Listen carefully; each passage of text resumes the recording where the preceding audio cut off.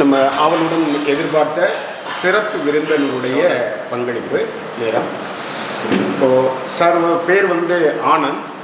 அவர் வந்து D&A consulting services அதனுடைய நிறுவனத்தை கடந்த 12 வருடமாக நடத்திட்டு இருக்காரு. இன்னும் சொல்லப்போனால் செங்காந்தனுடைய உறுப்பினரும் கூட. செங்காந்தனுடைய லைஃப் டைம் உறுப்பினரிடையே நாங்கள் அவரை கொண்டாடக்கூடிய ஒரு ஆளுமை. அவருடைய டிஸ்கஷன், அவருடைய உரையாடலும் சரி, எல்லாமே வந்து வணிகர்களை வந்து எப்படி அடுத்த கட்டத்துக்கு கொண்டு போகிறது, என்ன பண்ணணும், எப்படி வந்து ஒழுங்குபடுத்தணும், எப்படி திறன் மேலாடு பண்ணணும். இப்போ நேற்றைக்கு பொறுத்தவரை வந்து தொழிலாளர் தினம் வந்து நம்ம கொண்டாடி இருக்கோம். இப்போ தொழிலாளர்களுக்கு என்னென்ன சட்டத்திட்டங்கள் இருக்குது, அவங்கள நம்ம எப்படி கொண்டாடும் போது நம்ம வணிகத்தை எப்படி பண்ண முடியும், இந்த மாதிரி அவர் சில விளக்கங்களை வந்து அவர் நமக்கு பகிர உள்ளார். உங்களுக்கு ஏதாவது கேள்விகள் இருந்தால் கூட அவர்கிட்ட நீங்கள் கேட்கலாம். வாய்ப்புக்கு நன்றி. நீங்கள் உங்களுடைய உரிய அனைவருக்கும் வணக்கம். என்னோடய பேர் வந்து Anand Thirunavukkarasu. D&A consulting company வந்து நடத்திட்டு இருக்கோம். ஒரு 3 கம்பெனி இருக்குது. ஒன்று வந்து பார்த்திங்கன்னா ஒரு வேறு செக்மெண்ட்டில் நாங்கள் வந்து பண்ணிகிட்டு இருக்கோம். இப்போ கம்பெனிங்களுக்கு தேவையான வந்து தொழிலாளர் நல சட்டங்களில் வந்து ஆலோசனைகள்லாம் வழங்குகிறோம். இப்போ வந்து கொஞ்சம் முன்னாடி வாங்க. உங்கள் கம்பெனிக்கு வந்து சீனியர் லெவல் ஆளுங்க எதாவது தேவைப்படுறதுனா நாங்கள் இன்டர்வியூ பண்ணி ஹையர் பண்ணி கொடுக்குறோம். தொழிலாளர் நல சட்டங்கள், அப்புறம் கிராஜுவிட்டி, ESIPF இது ரிலேட்டடாக வந்து சர்வீசஸ் நாங்கள் பண்ணுறோம். பேரோல் சர்வீசஸ் பண்ணுறோம். அதுக்கப்புறம் கம்பெனிஸ்க்கு தேவையான ரெகுலேட்டரி அப்ரூவல்ஸ், நீங்கள் ஃபேக்ட்ரி நடத்துகிறீங்க, ஒரு கேட்ரிங் எஸ்டாப்ளிஷ்மெண்ட் நடத்துகிறீங்க, இதுக்கு தேவையான ரெகுலேட்டரி அப்ரூவல்ஸில் நாங்கள் வாங்கி கொடுக்குறோம். இது 3 டிவிஷனாக வச்சுருக்கோம். ஒரு 10-11 வருஷமாக இது பண்ணோம். தனியாக நடத்தணும். அப்புறம் ஒரு 2 எம்ப்ளாயி இது பண்ணாங்க. சின்ன ஆஃபீஸ் வச்சுருக்கோம், வீட்டில் நடத்தணும். சின்ன ஆஃபீஸ் வச்சுருக்கோம். இப்போ ஸ்டெல்லிங் ரோட்டில் ஆஃபீஸ் வச்சுருக்கோம். ஒரு 20 எம்ப்ளாயி இருக்காங்க. இப்போ டர்ன் வந்து ஒரு 3 கோடி வரையும் நாங்கள் பண்ணிட்டுருக்கோம். இதில் பண்ணுறோம். அடுத்தது வந்து இன்னும் வந்து எங்களோட கனவு என்னென்னா, தமிழ்நாட்டில் வந்து பார்த்திங்கன்னா ஒரு மிக சிறந்த 5 நிறுவனங்கள் ஒரு நிறுவனமாக என்னோடய கம்பெனி கொண்டு வரணுன்றது தான் பிளான். அதை நோக்கி தான் பயணிச்சிட்ருக்கேன். ரெகுலராக வர முடியாத மீட்டிங். அதனால் என்ன, சனிக்கிழமை நான் வந்து என்னோடய ஊருக்கு போய்டுவேன், திருச்சிக்கு. அதனால் மீட்டிங் எப்போயாவது இப்போ வாய்ப்பு கிடைக்கிறப்ப அந்த மீட்டிங் வரும். அதனால தான் எப்போயாவது இது பண்ணுறப்போ நான் சொல்லுவேன் இருக்கிறப்ப. அந்த மாதிரி தான் ரெகுலராக வர முடியாமல் போகும். அப்புறம் ஐயா சொன்னார், நீங்கள் சனிக்கிழமை தான் ஊரில் இருக்கீங்க, சரி வியாழக்கிழமை போல் நீங்கள் நம்ம மீட்டிங் இருக்குது வரலாம் அப்படின்னாரு. சரி வரேங்க அப்படின்னு சொன்னாங்க. சரி, தொழிலாளர் நல்ல சம்மந்தமாக வந்து ஏதோ ஒரு டிஸ்கஷன் பண்ண சொன்னாங்க. அது ரிலேட்டடாக ஏதாவது டாபிக் வச்சுக்கலாம். நாங்கள் ஷேரிங் மிஷன் வித் எம்ப்ளாயிஸ்ன்றது வச்சுக்கலாம் அப்படின்னு சொன்னோம். ஷேரிங் மிஷன் வித் எம்ப்ளாயிஸ்ன்னு சொல்கிறது முன்னாடி நம்ம விஷன் அப்படின்னா நம்மளுக்கு என்ன விஷன்றதே நம்ம வந்து ஒரு முடிவுக்கு வந்துட்டோம்னா ஷேரிங் விஷன் அடுத்த கட்டத்துக்கு நம்ம போகலாம். இப்போ பெரும்பாலுமாக வந்து நம்ம வந்து பார்த்திங்கன்னா ஒரு நிறுவனம் நடத்திட்டு இருக்கோம். பல தேவைகளுக்காக நம்ம நிறுவனம் நடத்துகிறோம். ஒரு ஸ்ட்ரக்சர்டாக நம்மளாம் யாரும் பண்ணிருக்க மாட்டோம். ஒரு கார்பரேட்டில் ஒர்க் பண்ணியிருப்போம், இல்லை ஒரு சிறு நிறுவனங்கள் நடத்திட்டு இருப்போம். ஒன்றும் பிடிக்காமல் வெளியே வந்திருப்போம், இல்லை நம்ம ஊந்துதலில் தொழில் நடத்துவோம். ஸோ பல காரணங்களுக்காக நம்ம தொழில் நடத்துவோம். அப்போது சில பேர் வந்து பார்த்திங்கன்னா தொழில் வந்து ஓரளவு வந்து நடத்துவாங்க, அப்படியே போயிட்டுருக்கும், ஏதோ போயிட்டுருக்கும். சில பேர் வந்து தொழில் ரொம்ப சிறப்பாக நடத்துவாங்க. அதில் வந்து பல பிரான்ச்சஸ் இது பண்ணுவாங்க. டர்ன் ஓவர் வந்து பயங்கரமாக இன்க்ரீஸ் ஆகும். சில பேர் வந்து அதே கட்டத்தில் அப்படியே போயிட்டுருக்குப்பா அப்படின்னு. சில பேர் வந்து அடுத்த தலைமுறைக்கு வந்து இந்த தொழிலை வந்து ஒரு அசட்டாகவும் கொடுத்துட்டு போவாங்க. அப்படியே தலைமுறையாக வளரும். இப்போ சில தொழில் நல்லா வளருது, சில தொழில் வந்து அப்படியே நிற்குது. இதுக்கு என்ன காரணம்னு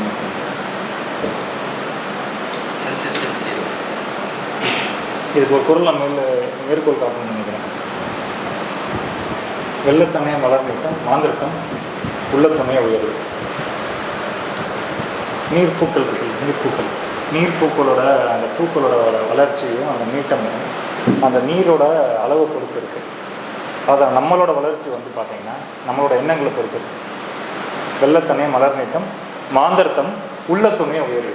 ஸோ நம்ம எண்ணத்தின் வளர்ச்சி, எண்ணத்தோட வந்து தன்மையை பொறுத்து தான் நம்மளோட வளர்ச்சி வந்து. ஸோ இந்த விஷன்றது என்ன? விஷன்றது வந்து தமிழாக்கம் கரெக்டாக ஏதாவது சொல்ல முடியுமா? விஷன் அது இது இந்த சூழ்நிலைக்கு இருக்காக இலக்கு நீண்ட கால இலக்குன்னு வச்சுக்கலாமா? நீண்ட கால இலக்கு, அப்ஜெக்டிவ், விஷனை அடையிறதுக்கு அப்ஜெக்டிவ் வச்சுப்போம். விஷன்றது வந்து நீண்ட கால இலக்கு. அப்போ நம்ம எல்லாருமே வந்து பார்த்திங்கன்னா தொழில் நடத்தணும் அப்படின்றதான் எல்லாருமே யோசிக்கிறோம். நம்ம நீண்ட கால இலக்குன்னு ஏதாவது ஒன்று வச்சுருக்கோமா? நமக்கு இன்றைக்கி ஏதோ ஓடிட்டு இருக்கும். நீண்ட கால இலக்குன்னு வச்சுருக்கோமா? ஐயா வந்து இந்த வெங்கடேஸ்வரா ஸ்வீட்ஸ் நடத்துகிறாரு, எல்லாருக்கும் வந்து உதவி பண்ணணும், இந்த மாதிரி இது வர்றது கஷ்டம். ஆனால் வந்து இதே சமயத்தில் பார்த்திங்கன்னா இவங்களை அடையார் ஆனந்த பவன் வந்து நடத்தினாங்க. அவர் திருப்பதி ராஜா வந்து ஒரு மீட்டிங் போகணும். அவர் சொன்னார், அவங்க அப்பா வந்து அடையார் ஆனந்த பவன் ஸ்வீட்ஸ் வந்து இது பண்ணார். அவர் என்ன சொன்னார், அவங்க அப்பா கிட்ட, இல்லைப்பா இந்த ஸ்வீட்ஸ் வந்து பல பிரான்ச்சஸாக உருவாக்கலாம் அப்படின்னாரு. ஸ்வீட்டு கடை காலையில் நீ தான் திறக்கணும், நீ தான் மூடணும், அப்போ தான் வந்து நல்லாயிருக்கும் அப்படின்னு சொன்னார். இதை வந்து ஒரு பல பிரான்ச்சஸ் இருக்கிற ஒரு நிறுவனமாக நான் மாற்றி காட்டுறேன் அப்படின்னு சொன்னாராம். அப்போ அந்த கனவு வந்து இவர்கிட்ட உதிச்சதுக்கப்புறம் தான் வந்து அது மாறுச்சு. அப்போ எங்கே வந்து அடையார் ஆனந்தபவன் இன்றைக்கி நம்ம வந்து ஒரு 1000 பிரான்ச்சஸ் இருக்கிற ஒரு நிறுவனமாக பார்க்குறோம். ஆனால் அது எப்போ எங்கே அந்த நிறுவனம் முன்னாடியே தொடங்கிடுச்சு தெரியுமா? அவரோட எண்ணங்களில் தொடங்கிடுச்சு. அப்போ உங்கள் எண்ணங்களில் தான் எல்லா விஷயமும் உருவெடுக்கும். நான் என்னோடய தொழில் ஆரம்பிக்கிறதுக்கு முன்னாடி எனக்கு வந்து சின்ன வயசுலேருந்தே தொழில் பண்ணணுன்றது தான் இருக்கும். படிப்பு ஆவரேஜ் தான். எப்போவுமே ஆவரேஜாக படிக்கிறவங்க தான் தொழிலில் போவாங்க. நான் நல்லா படிக்கிறவங்க வந்து பெரிய கம்பெனியில் வேலைக்கு போய்டுவோம். ஆவரேஜாக தான் படிப்பேன். ஆனால் புத்தகத்தை தவிர பல விஷயங்கள் மற்ற விஷயங்கள்லாம் நான் ஜென்ரலாக படிப்பேன். அப்போ நான் வந்து வேலை ஒரு 12 வருஷம் வேலை பார்த்தேன். கடைசியாக வந்து பார்த்தீங்கன்னா 2011 ஒரு 1 லட்ச ரூபா வரைக்கும் சம்பாரித்தேன். ஒர்க்கு நல்லா தான் பண்ணுவேன். நான் இது வந்து இது வரும் ஒர்க்கில் நல்லா பண்ணுறேன்னு 1 லட்ச ரூபா வரைக்கும் சம்பாரிச்சிருக்கேன். மாதம் 1 லட்சம் சென்னையில் சம்பாரிச்சு 2010. சரி, எனக்கு பிடிக்கல, வேலையை விட்டுட்டு வரலாம் அப்படின்னு இது பண்ணேன். அப்போ என்னோடய ஒரே நோக்கம் என்னென்னா பிஸ்னஸ் பண்ணணும், ஒரு 30,000 வந்தால் போதும், வாழ்க்கையை ஓட்டிக்கலாம், அப்படி தான் இருந்தது. அதுதான் ஒரு தேவையாக இருந்தது. அதுக்கப்புறம் வந்து பார்த்திங்கன்னா ஒரு 1 லட்சம் வந்தால் நல்லா இருக்கும் அப்படின்னா 1 லட்சமும் கிடச்சிருச்சு, 2 லட்சம் கிடச்சிருச்சு. அப்போ என்ன நீங்கள் உங்களோட எண்ணம் எப்படி இருக்கோ அதுக்கேற்ற மாதிரி உங்கள் தொழில் உங்களோட வந்து சேர்ந்து வந்துக்கிட்டே தான் இருக்குது. அதுதான் உண்மை. அப்போ வந்து உங்களோட எண்ணங்கள் வந்து என்ன அப்படின்றது தான் முக்கியம். அப்போ நம்ம விஷன் என்ன வச்சுருக்கோம், இப்போ உங்களுக்குள்ளே நீங்கள் ஒரு சின்ன ஒரு ஆசை போட்டுக்கோங்க, உங்களோட விஷன் என்னவாக இருந்திருக்கு அப்படின்றத நீங்கள் உங்களுக்குள்ளே இது போட்டுக்கோங்க. இல்லை இப்போ எழுதி கூட வச்சுக்கோங்க. நீங்கள் யோசிச்சிருக்கீங்களா? உங்களோட வந்து இலக்கு என்னவாக இருந்திருக்குன்னு யோசிச்சிருக்கீங்களா? உங்களோட இலக்கு தான் உங்களுடைய ஒவ்வொரு நாள் வேலையை வந்து முடிவு பண்ணணும். உங்களோட அடுத்த மாதம் உங்களோட வந்து இது வந்து எப்படி இருக்குது, உங்களோட டர்னோவர் என்னவாக மாற்றணும், இல்லை அடுத்த வருஷம் டர்னோவர் என்னவாக இருக்குன்றது உங்களோட இலக்கு மட்டும்தான், உங்களோட எண்ணங்கள் மட்டும்தான் அவங்க முடிவு செய்யும். உங்களோட சர்வீஸையும் உங்களோட எண்ணங்கள் மட்டும்தான் முடிவு செய்யும். உங்களோட தொழில் விரிவாக்கத்தையும் உங்களோட எண்ணங்கள் மட்டும்தான் முடிவு செய்யும். இப்போ உங்களோட எண்ணங்களை நீங்கள் என்னைக்காவது கேள்வி கேட்டிருக்கீங்களா? நீங்களே கேள்வி கேட்குங்க. உங்களோட எண்ணங்கள் என்ன, உங்களோட விஷன் என்ன? இந்த தொழில் ஆரம்பிச்சிருக்கீங்க, ஆரம்பிக்கணுன்றது தான், வேலையை விட்டுட்டு வரணும், ஆரம்பிக்கணுன்றது தான் உங்களுக்கு எண்ணமாக இருந்தது. ஆனால் உங்கள் தொழிலில் உங்களோட எண்ணங்கள் என்ன, விஷன் என்ன? நிறைய ஃப்ரான்ச்சைஸ் பண்ணுவோம், நிறைய ஃப்ரான்ச்சைஸ் நிறைய பேர் ஹெல்ப் பண்ணணும், நிறைய பேர் ஹெல்ப்லாம் பண்ணாதீங்க, தொழில் பண்ணுங்க. ஹெல்ப் பண்ணுறதுக்கு தொழில் பண்ணி காசு சம்பாரிச்சு சேரிட்டி பண்ணுங்க, தப்பே கிடையாது. சேரிட்டியும் பிஸ்னஸும் சேர்ந்து பண்ணாதுங்க. சொல்லுங்கள், விஷன் என்ன? உங்களுக்குள்ளே கேள்வி கேட்டுருக்கீங்க. உங்களோட விஷன் என்ன? என்னோடது பெருசு. சொல்லுங்கள். அது உலகம் முழுவதுமே என்னோட பிராண்ட் உங்களுக்கு செய்யணும், அதை பண்ணிடுவேன். அப்போ விஷன் உங்களுக்குள்ள மனசில் எழுதிக்கலாமா? உங்கள் விஷனை வச்சுக்கிட்டு தான் உங்களோட விஷன் தான் உங்களை வந்து செயல்முறைப்படுத்தும். உங்களோட விஷன் தான் உங்களை வந்து சிறப்பாக சர்வீஸ் பண்ண வைக்கும். அப்போ எது விஷனாக இருக்கலாம்? மிகச்சிறந்த நிறுவனமாக நான் என்னோட நிறுவனத்தை கொண்டு வரணும். மிகச்சிறந்த நிறுவனமாக கொண்டு வரத்துக்கு என்னோட அடுத்த 1 வருஷத்துக்கு நான் என்ன பண்ணணும்? என்னோட கம்பெனி விஷன் வந்து என்னவாக விஷன் இருக்கும்?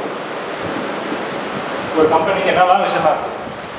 என்னோட கம்பெனி மிகச்சிறந்த நிறுவனமாகும், இந்தியாவிலேயே ஒரு மிகச்சிறந்த நிறுவனமாகணும், தமிழ்நாட்டிலேயே ஒரு மிகச்சிறந்த நிறுவனமாகணும். தமிழ்நாட்டிலே ஒரு மிகச்சிறந்த நிறுவனமாக்கணும்னா என்ன பண்ணணும்? எண்ணம் மட்டும் இருந்தால் போதும், வேலை செய்ய ஆரம்பிச்சிடும். உடம்பு மனசு ரெண்டும் வேலை செய்ய ஆரம்பிச்சிடும். அப்போ எண்ணங்களை மட்டும்தான் நீங்கள் யோசிக்கணும், எண்ணங்களை மட்டும்தான் உள்ளே கொண்டு வரணும். அந்த எண்ணங்கள் உங்களை உண்மையிலேயே அது உங்களோட எண்ணமாக இருக்கும். இன்னைக்கு போகிறீங்க, உங்கள் இதில் உங்களோட செக்மெண்ட்டில் யார் வந்து லீடிங் பிளேயர்னு யாராக இருக்காங்களா? அதுக்கு நான் தான். நீங்கள் தான். சூப்பர். அப்போ லீடிங் பிளேயர்னு பார்ப்போம். அவன் பென்ஸ் காரில் போவான், பென்ஸ் காரில் போகிறான்ப்பா அப்படின்னு நம்ம நினச்சிட்டு அதனால உந்துதல் வருது வேறு, அது அப்படியே கொஞ்ச நாளில் போட்டுருவோம். ஆனால் என் இதில் வந்து நான் தான் சிறப்பாக வரணும்னு சொல்லிட்டு நீங்கள் தினம் அது வந்து உண்மையிலேயே உங்கள் மனசில் வந்து உருவெடுத்துச்சுன்னா அது வந்து பார்த்தீங்கன்னா அந்த முனைப்பு வந்து உங்களை ஒவ்வொரு நாளுமே வந்து என்ன பண்ணணும்னு யோசிக்க வைக்கும். அப்போ அந்த அந்த முனைப்பு தான் வந்து பார்த்தீங்கன்னா உங்களுக்கு ஒரு சிறப்பான சேவையை கொடுக்குது, ஒரு சிறப்பான ப்ராடக்ட் கொண்டு வரும், அந்த ப்ராடக்ட்டில் ஒரு கன்சிஸ்டன்சி கொண்டு வரும். அப்போ எண்ணங்களில் தான் மட்டும்தான் நீங்கள் கான்சன்ட்ரேட் பண்ணணும். எண்ணங்களை கான்சன்ட்ரேட் பண்ணணும்னா அது எல்லாத்துலேயுமே பிரதிபலிக்கும். சிறப்பான நிறுவனம் எப்படி உருவாக்க முடியும்? சிறப்பான சேவையை செய்கிறது மூலம் ஒரு சிறப்பான ப்ராடக்டை கொண்டு வர முடியும். அந்த சிறப்பான ப்ராடக்ட் எப்படி இருக்கும்? கன்சிஸ்டண்ட்டாக இருக்கும். நீங்கள் ஒரு ப்ராடக்ட் கொடுத்தாலுமே அப்படி தான் இருக்கணும், 100 ப்ராடக்ட் கொடுத்தாலும் ஒரே மாதிரி இருக்கணும், 1000 ப்ராடக்ட் கொடுத்தாலும் ஒரே மாதிரி இருக்கணும், 1,00,000 ப்ராடக்ட் கொடுத்தாலும் ஒரே மாதிரி இருக்கணும். அப்போ கன்சிஸ்டன்சி எப்படி வரும்? ஒன்று ஆட்டோமேஷன் கொண்டு வரணும், கன்சிஸ்டன்சி ப்ராடக்ட் இன்னோவேஷனில் வந்து நீங்கள் வந்து இன்வெஸ்ட் பண்ணணும். ஸோ இப்படி இதுக்கு எல்லாத்துக்குமே ஒரு கொஸ்டின் எங்கேருந்து இதுக்கு வந்து மூலம் எங்கே இருக்குன்னா எண்ணங்கள்.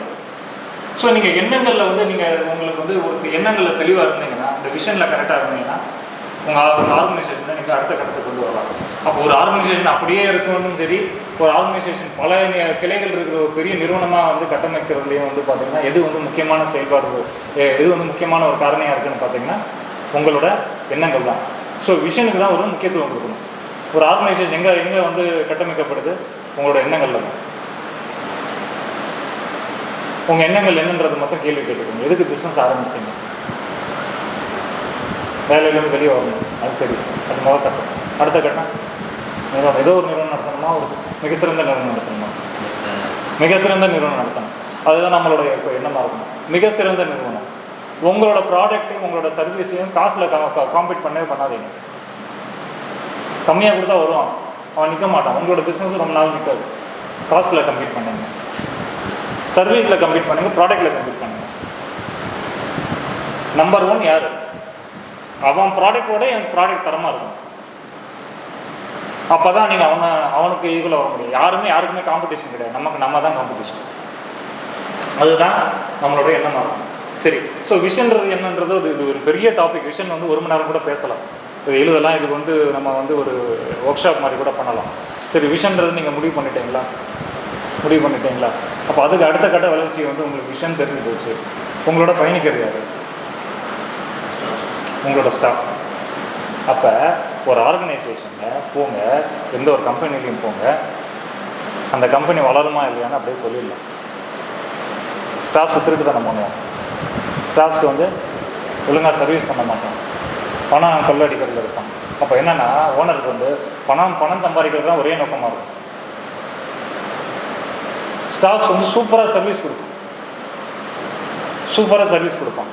கேட்குறதுக்கு முன்னாடியே உங்களுக்கு என்ன சார் இது பண்ணலாம் சார் அப்படின்னா, அப்போ ஓனருக்கு என்ன வரும்னா சிறந்த சர்வீஸ் கொடுக்குறது தான் விஷனாக இருக்கும். அப்போ என்ன வந்து உங்களோட எண்ணங்கள் வந்து உங்கள் ஸ்டாஃப் மூலமாக பிரதிபலிக்கிறது ஒன்று, நம்ம எண்ணங்களை ஷேர் பண்ணுறது ஒன்று. அப்போ ஒரு ஆர்கனைசேஷன் இதுக்கு முன்னாடி என்ன வேணால் இருந்திருக்கலாம், நம்மளுக்கு என்னன்னு ஒன்று விஷன் ஒன்று நம்ம ரெடி பண்ணிட்டோம், அதை எப்படி அடையணுன்ற வழிமுறையை சொல்லிட்டோம். அப்போ நம்மளோட இருந்தால் போதுமா? நம்மளோட ஸ்டாஃப்க்கு இதை கம்யூனிகேட் பண்ணணும். நம்மளோட எண்ணங்களை நம்ம ஒவ்வொரு ஸ்டாஃபுமே பிரதிபலித்தாதான் நீங்கள் இன்னொரு கம்பெனிக்கு கொடுக்குற அதே சர்வீஸ். அதாவது இவர் ராஜேந்திரன் சார் இருந்தாருன்னா சூப்பராக இருக்கும்ப்பா, அவர் இருக்கிற மாதிரி இல்லைப்பா, பசங்க இல்லை, அப்படி இல்லை. அவர் விஷனை ஷேர் பண்ணியிருந்தாருன்னா இவர் என்ன சர்வீஸ் கொடுத்துருப்பாரோ அதே சர்வீஸை அவங்க ஸ்டாஃபும் கொடுப்பாங்க. அப்போ ஷேரிங் விஷன் வித் எம்ப்ளாயீஸ் ரொம்ப முக்கியமான ஒரு விஷயம். அப்போ நம்ம டெய்லியோ வாரமோ நம்ம என்ன நினைக்கிறோம், நம்ம கம்பெனி எப்படி கொண்டு போக போகிறோம், எப்படிப்பட்ட சர்வீஸ் நம்ம கொடுக்க விரும்புகிறோம், எப்படிப்பட்ட ப்ராடக்டை கொடுக்க விரும்பும், நீங்கள் எம்ப்ளாய்கிட்ட டெய்லி ரொம்ப நேரம் பேசினாலும் கதை கலாச்சாரம் பண்ணுறோன்னு சொல்லிடுவாங்க. அதனால் அளவாக இருந்துக்கணும். வாரத்துக்கு ஒரு தடவை வச்சுக்கோங்க, மாதத்துக்கு ஒரு தடவை வச்சுக்கோங்க. சிறப்பாக சர்வீஸ் பண்ணவங்களை வந்து பாராட்டுங்க, அவங்கக்கிட்ட உங்களோட எண்ணங்களை ஷேர் பண்ணிக்கோங்க. ரொம்ப இம்பார்ட்டன்ட், முக்கியமான ஒரு விஷயம் ஷேரிங் விஷயம். இந்த வருஷத்துக்கு நம்ம என்ன பண்ணணும், நம்ம கம்பெனியை சிறப்பாக கொண்டு போகிறதுக்கு டெக்னாலஜியில் இன்வெஸ்ட் பண்ணலாமா, அப்புறம் வந்து எம்ப்ளாய்க்கு என்ன பண்ணலாம். அப்போ எம்ப்ளாய்க்கும் ஒரு நம்பிக்கை வரணும். இந்த ஒரு கம்பெனி வந்து அடுத்த கட்டம் போகிறப்ப அந்த வளர்ச்சி அவங்களையும் பங்கு இருக்குது அப்படின்றது அவங்களுக்கு ஒரு நம்பிக்கை வரும். இதுதான் வந்து கூட்டு முயற்சி. இந்த கூட்டு முயற்சியில் முக்கியமான முதல் படி வந்து பார்த்திங்கன்னா, நீங்கள் உங்களோட கனவுகளை உங்கள் எம்ப்ளாய்கிட்டையும் பகிர்ந்துக்கோங்க. உங்கள் கம்பெனி எங்கே போகிறதுன்றது உங்கள் எம்ப்ளாய்க்கு தெரியும். அதன் மூலமாக உங்கள் எம்ப்ளாய்க்கு உங்கள் கம்பெனி மேலே நம்பிக்கை வரும். அவங்களும் வந்து சிறப்பான ஒரு சேவை செய்வாங்க. ஷெல் பெட்ரோல் பங்க்கில் பார்த்துருக்கீங்களா, வணக்கம் சொல்லுவோம். அதனால் இதெல்லாம் ஒரு மாடலை உருவாக்கலாம். கார்பரேட்லேருந்து பெஸ்ட் ப்ராக்டிஸ் எடுத்துக்கோங்க, தப்பு இல்லை. நம்மளுக்கே எண்ணத்தில் சிறப்பான ஒரு இது விதிச்சா பரவாயில்ல, இல்லாட்டி இன்னொருத்தவங்க கிட்ட கூட காப்பி நல்ல விஷயங்களை காப்பி பண்ணுறது தப்பே கிடையாது. அது மாதிரி யோசிங்க நீங்கள். எனக்கு வந்து நீங்கள் வந்து பார்த்தீங்கன்னா கிட்டத்தட்ட இந்த வருஷம் வந்து நாங்கள் வந்து ஒரு சிறப்பான சேவை ஒரு 100 இன்ஸ்டலேஷன் பண்ணணும், 200 இன்ஸ்டலேஷன் பண்ணணும். 200 இன்ஸ்டலேஷன்ஸ்லேயும் ஃபீட்பேக் வாங்கணும் எப்படி இருக்குன்ட்டு. எல்லாருமே வந்து வெரி குட்னு சொல்லணும், எக்ஸலண்ட்னு வரணும். ஏதாவது ஃபீட்பேக் மெக்கானிசம் வச்சுக்கோங்க. 200 இன்ஸ்டலேஷன் வித் வந்து எக்ஸலண்ட் ஃபீட்பேக்குன்ற மாதிரி போடுங்க. நீங்கள் அட்வர்டைஸ்மெண்ட் பண்ணுங்கள். நம்மளை சர்வீஸை நம்ம அட்வர்டைஸ்மெண்ட் பண்ணலன்னா வேறு யாருமே பண்ண மாட்டாங்க. நீங்கள் தான் சொல்லணும், கான்ஃபிடென்ட்டாக சொல்லுங்கள் உங்கள் சர்வீஸை. இன்ஸ்டலேஷன் யார் வேணால் பண்ணுவாங்க, எங்களை மாதிரி சர்வீஸ் யாருமே பண்ண முடியாது. ஆஃப்டர் சேல் சர்வீஸ் எங்கள் கிட்ட தான் உண்டு. அதுக்கு காஸ்ட் வாங்குங்க, தப்பே கிடையாது. உங்களுக்கு நீங்கள் தான் காம்படிஷன்.